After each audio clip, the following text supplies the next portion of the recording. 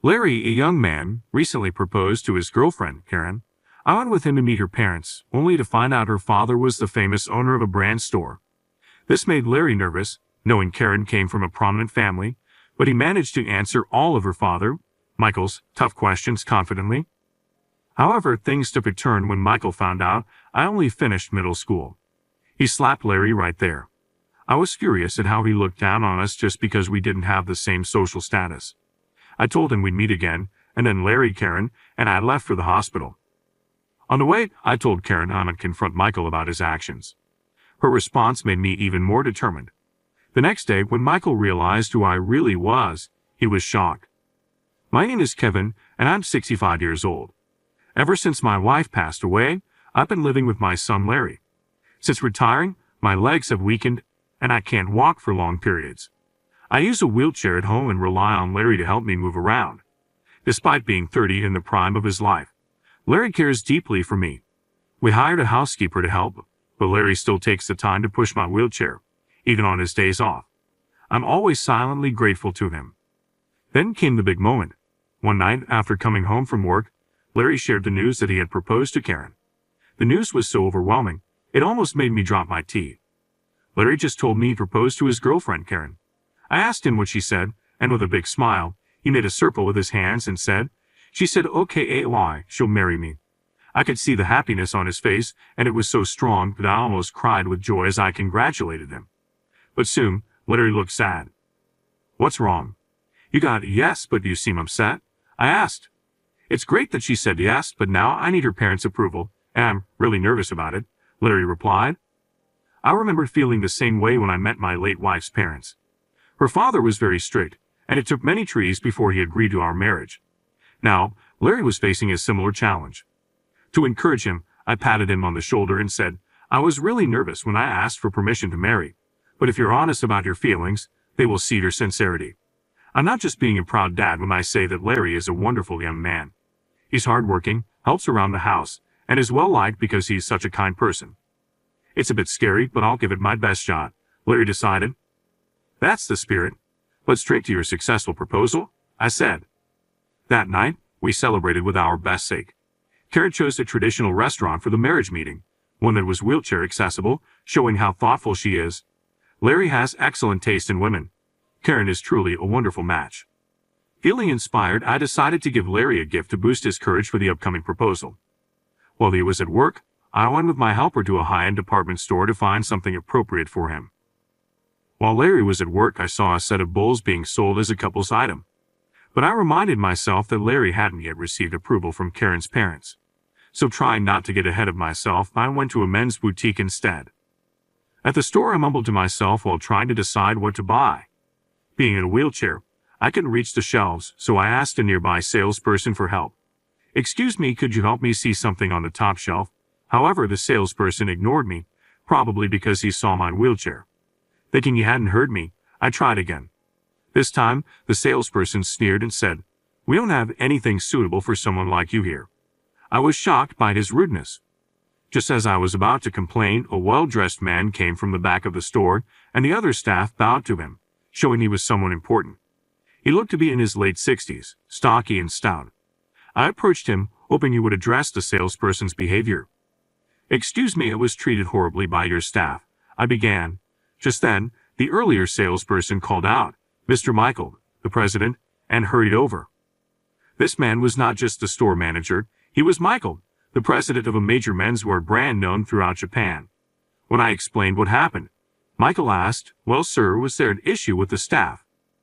I told him again that the staff member had disrespected me when I asked for help. I expected Michael to apologize and correct the situation, but to my dismay, he just snorted and laughed. "Ha, sir, this is a high-end men's store. If you're dissatisfied, perhaps try somewhere else." I was shocked and openly showed my anger. "Can't you see our clientele are all affluent? We have nothing suitable for someone as plainly dressed as you." Michael smirked, laughing with the staff. Appalled by the treatment, I left the store in anger. Forget it, I don't need this place, I thought. I knew the brand was popular among celebrities, but this was a bitter experience. I ended up buying a different gift, but the incident at the store still upset me. I planned to give Larry the gift after a successful meeting with Karen's parents. Today, we were heading to the traditional restaurant where Karen's parents were waiting.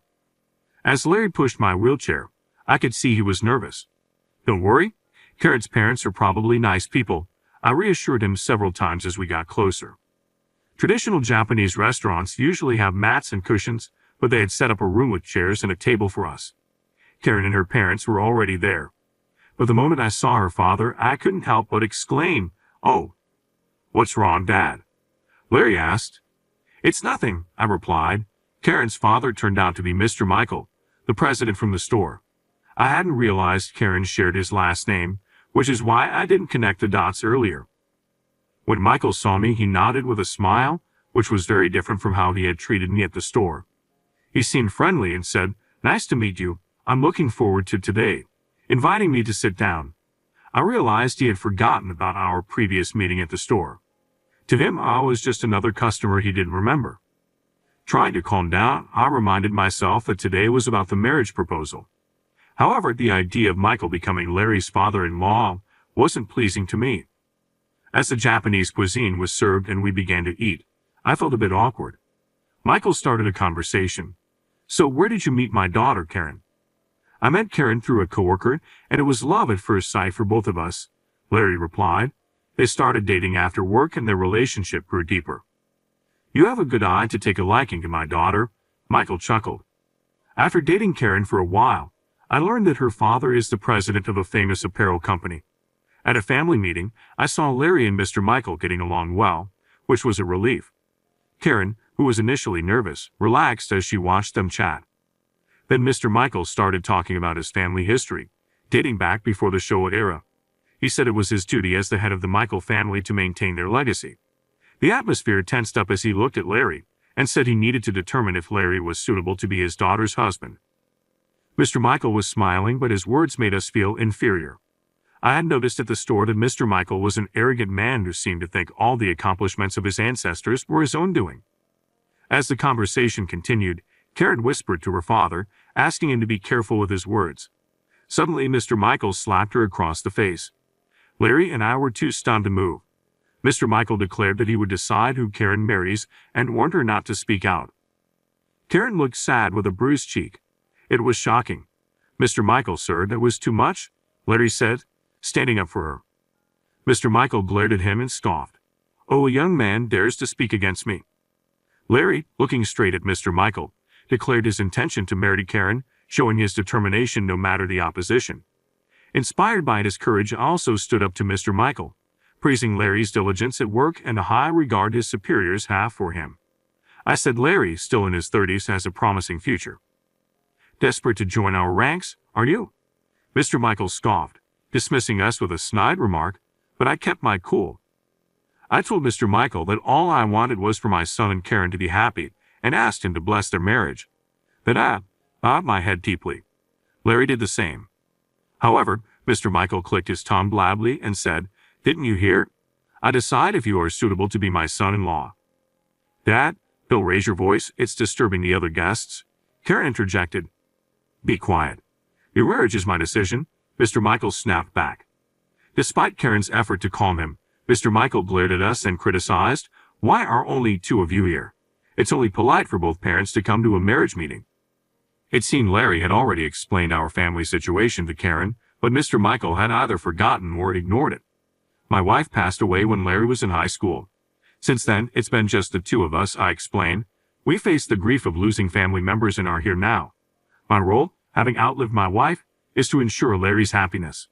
With our father-son household, such broken people shouldn't dare approach our family," Mr. Michael sneered. Larry and I were shocked by his insult. Karen and her mother looked at him in disbelief. "Please take back what you just said. I might overlook it if it was just about me, but I can't ignore an insult towards my father and late mother," Larry said, visibly angry and his face turning red. "An insult? I'm merely stating facts," Mr. Michael scoffed, taunting him further. Then, ignoring our feelings, he bombarded us with questions. "If the current project I'm negotiating succeeds, there might be a chance for a promotion to manager," Larry replied, hopeful. "And you think that's enough to marry into our family?" Mr. Michael laughed mockingly at every answer Larry gave, as if to belittle him. The atmosphere was as tense as a stressful interview, weighing heavily on us all. Karen and her mother, perhaps frightened by Mr. Michael, remained silent and looked down the entire time. I only like highly educated elites. Surely, Larry, you graduated from a decent university, right? Mr. Michael continued, sizing up Larry. I was getting angry at how he was judging us, but I knew any reaction could jeopardize Larry's chance of marrying Karen. Larry, who studied economics at a national university and had studied abroad, responded confidently to Mr. Michael's harsh questions. Karen seemed relieved by his composure, and I felt proud of my son. However, perhaps not liking Larry's confident attitude, Mr. Michael frowned and turned to me with a question. "And where did you go to university?" he asked. I had a bad feeling, but couldn't lie. Due to financial reasons, I only graduated from middle school and never went to college, I replied. At my answer, Mr. Michael's eyebrow twitched, and he fell silent. During the tense silence, Larry spoke up. Educational backgrounds still matter between Karen and me. We're serious about wanting to marry, he said.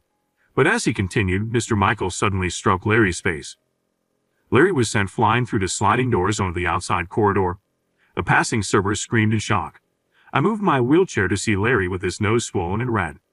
Karen rushed over and pressed a handkerchief to his nose. At this point, I had lost all patience with Mr. Michael. "What are you doing to my son?" I'd yelled at him. Mr. Michael looked down on us with disdain. A single father with only a middle school education. I wouldn't want my daughter marrying into that. "Get out," he said. It was clear he had struck Larry because of his disdain for our family background and educational level. Filled with the urge to retaliate but prioritizing Larry's care, I knew we needed to get into a hospital due to a possible fracture. I gave Mr. Michael a stern look and asked a server to call a taxi. While waiting, I asked Mr. Michael two last questions. "Do you recognize my face by any chance, Mr. Michael?" "What?" "I wouldn't know someone as poor-looking as you." Michael glanced at me and scoffed dismissively. "Is that so?" "That's too bad," I said, containing my frustration at his sneer. I didn't say anything as the taxi arrived, and with the server's help, we got in. Karen tearfully offered to come with us, so the three of us went to the hospital. On the way, Karen spoke softly. "My father has always been like this, always saying we are a noble family. It seems Mr. Michael became arrogant because he grew up in a privileged environment. Having too much wealth can corrupt people, but Karen is kind-hearted, not like you would expect from someone raised in such a way." She was still concerned for Larry, thinking about how happy they could be if they got married. But the big problem was her father.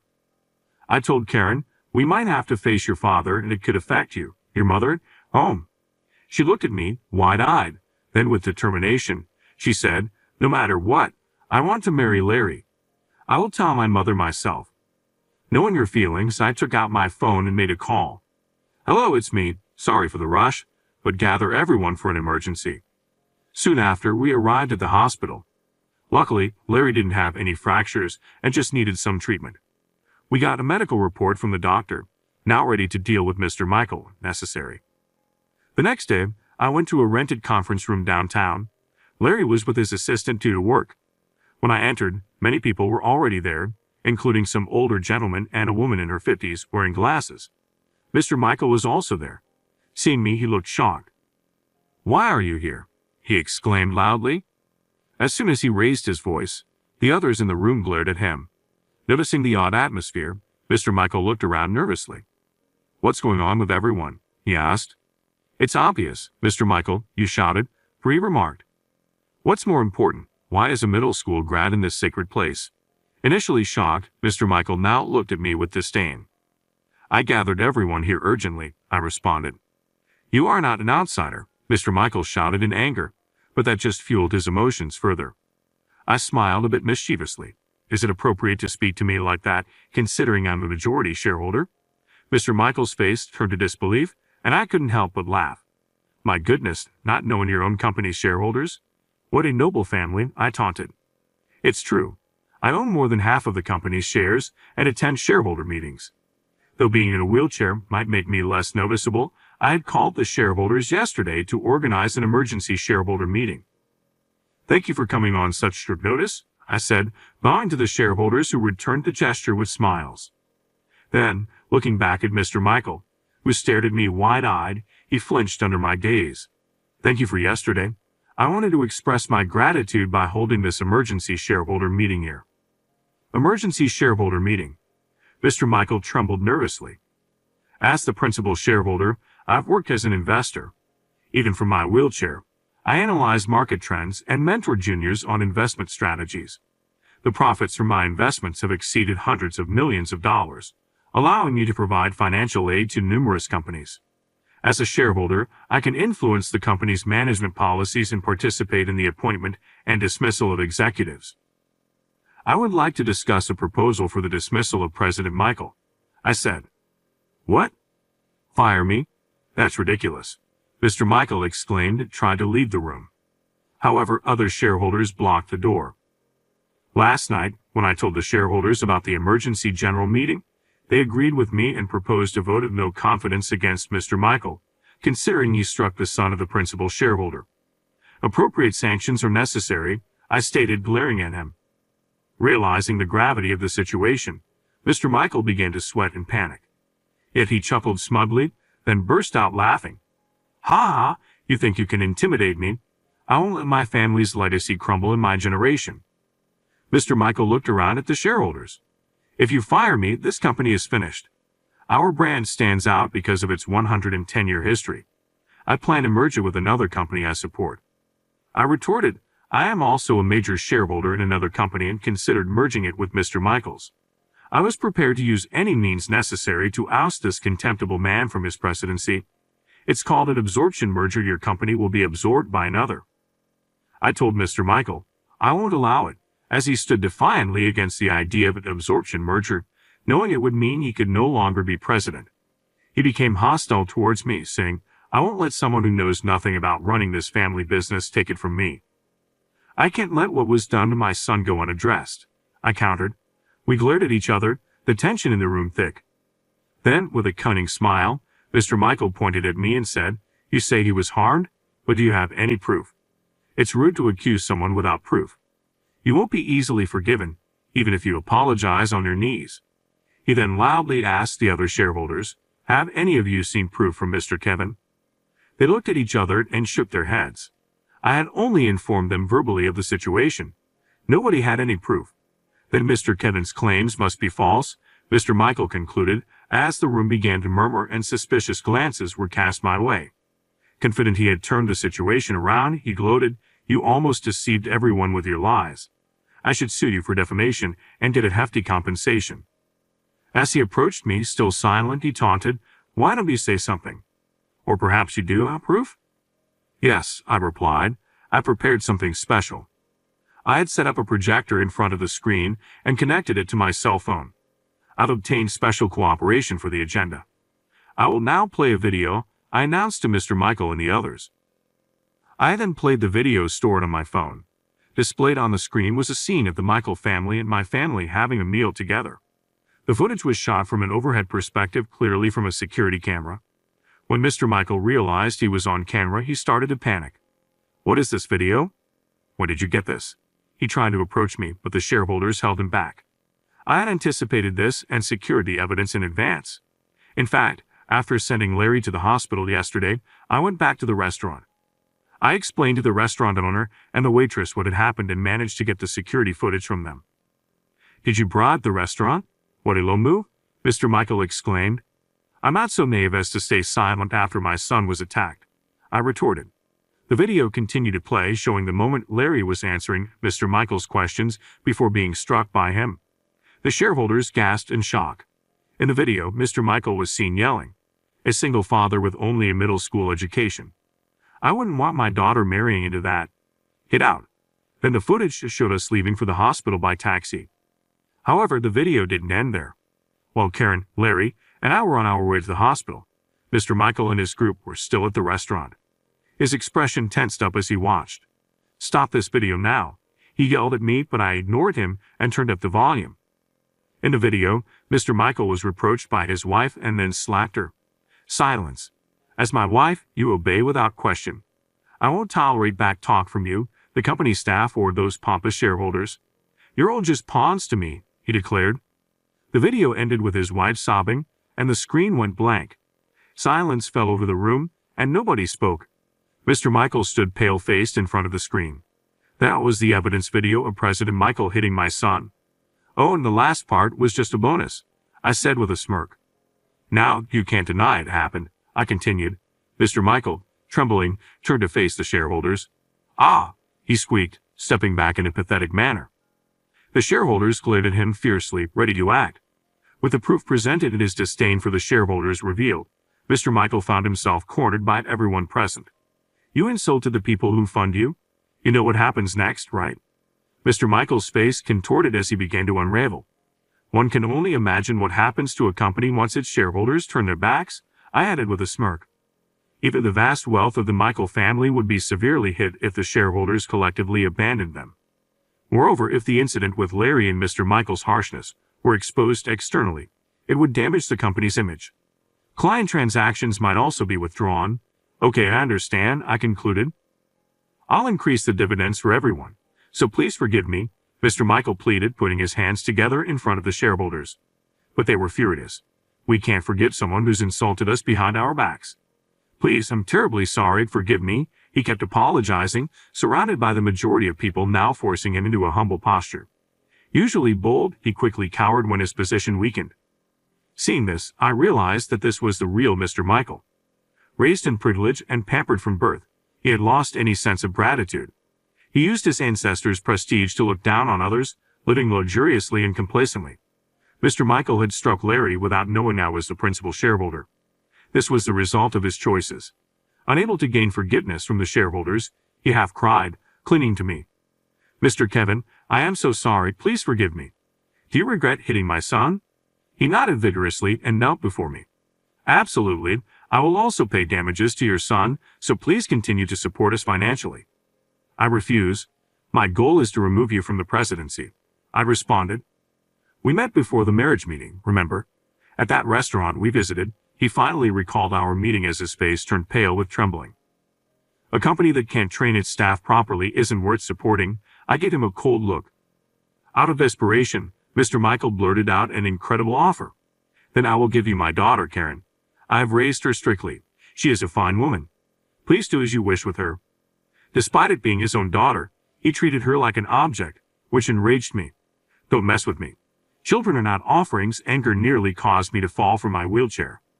I apologized, but Karen wishes to marry Larry, and her will is also my will, I said. Oh, so you won't oppose Miss Karen's wishes? He asked.